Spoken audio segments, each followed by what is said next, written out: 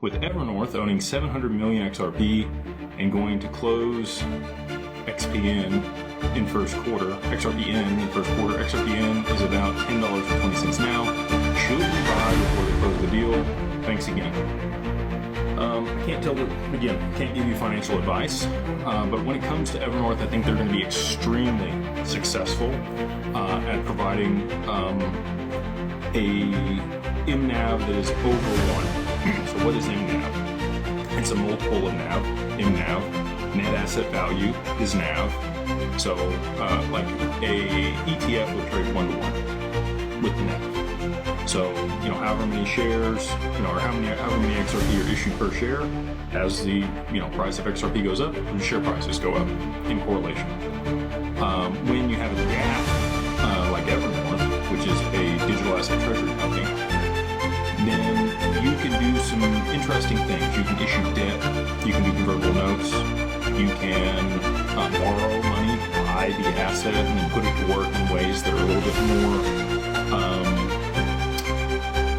unique than what's available on chain. So like the Solana and the ETF, ETFs, they can stake those. Bitcoin and XRP don't have a native staking mechanism. So they're really limited in what they can do to be able to pay a dividend. There is an ETF that does pay a dividend, a 3% dividend on XRP. So not quite sure how they're doing that. I need to better understand that, but that is live. I do think that Evernorth will pay a dividend of some kind, and I think the share price will likely trade above MNAV. So if you were invested in Evernorth, it would be like a leverage bet on XRP. If they're trading 1.2 to 1.5 times the net asset value, that's the type of return you would be seeing as XRP were to move up in the near future, I think. So is it a good buy right now? That's up to you. Again, it kind of depends on your risk tolerance. I've talked about this before. If you have, a low risk tolerance, you probably just want to stick with the ETF. You probably don't do a leveraged ETF or a DAT. If you have a bbit higher risk tolerance, because it can also trade below NAV. Like there's a lot of DATs right now that are underperforming and not doing well because the market's down.